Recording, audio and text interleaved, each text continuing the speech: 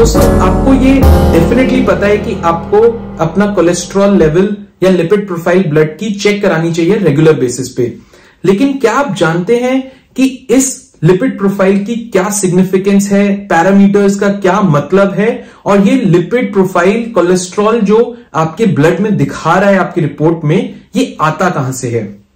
तो जब आप लिपिड प्रोफाइल मेजर करवाते हैं, अपनी ब्लड लिपिड प्रोफाइल का टेस्ट देते हैं और रिपोर्ट आती है, तो आप देखते हैं उसमें लिखा होता है total cholesterol, VLDL, LDL, HDL and triglycerides या फिर TGs लिखे होते हैं। तो ये रिपोर्ट के कंपोनेंट होते हैं। नाउ इसमें जानना ये जरूरी है कि VLDL, LDL एंड ट्राइग्लिसराइड्स को हम बोलते हैं बैड कोलेस्ट्रॉल और HDL को हम बोलते हैं गुड कोलेस्ट्रॉल। क्यों? क्योंकि बैड कोलेस्ट्रॉल जो है उसका मेडिकल साइंस ने एविडेंस देखा है, डायरेक्ट एविडेंस हार्ट डिजीज से।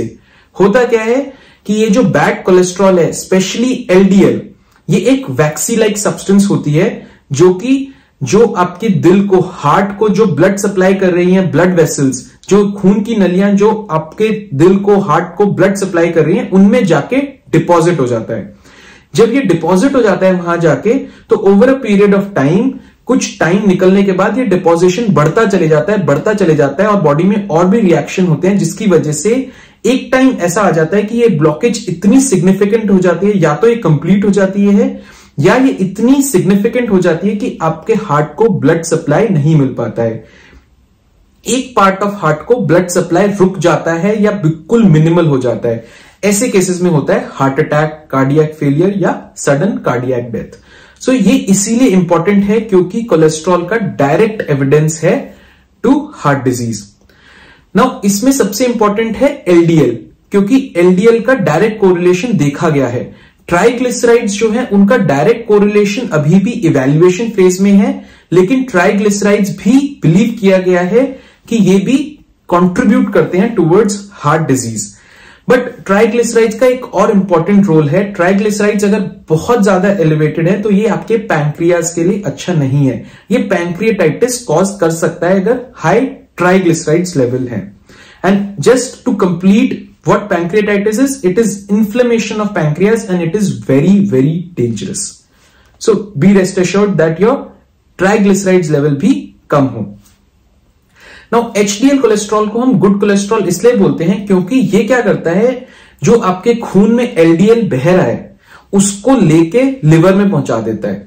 तो जब ये HDL LDL को उठा के लिवर में पहुंचा देता है तो LDL जो डिपोजिशन कॉज कर रहा है, जो डिपोजिशन हो रहा है, वो कम हो जाता है। इसलिए HDL कोलेस्ट्रॉल को अच्छा कोलेस्ट्रॉल बोला गया है।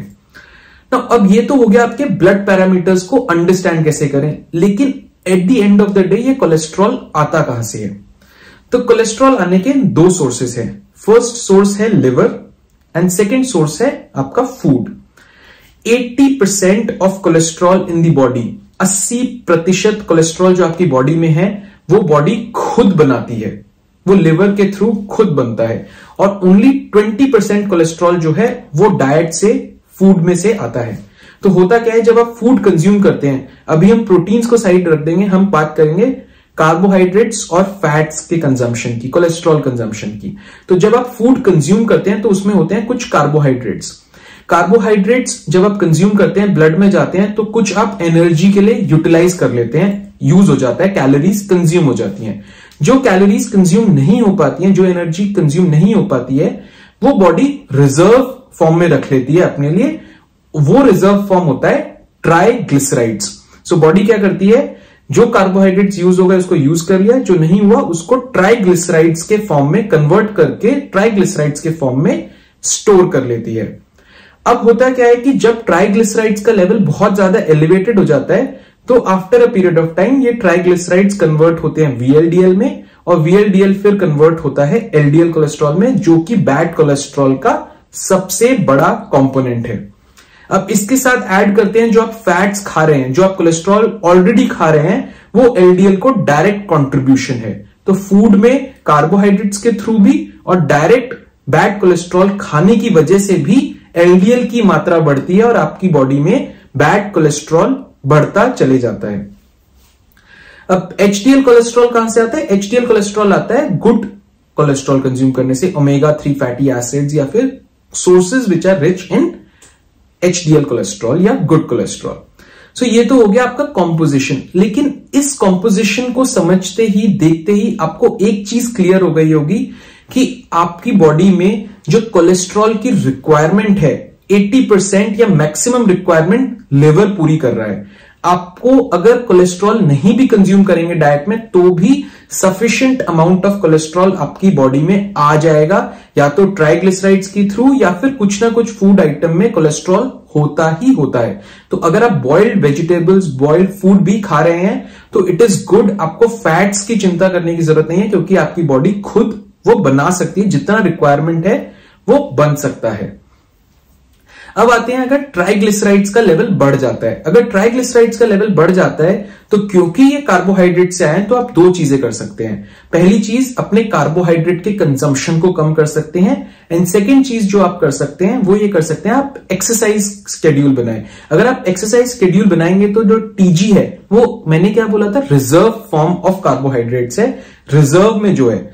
तो अगर आपको उसको यूटिलाइज कर लेंगे तो TG automatically, triglycerides automatically blood में कम हो जाएगा।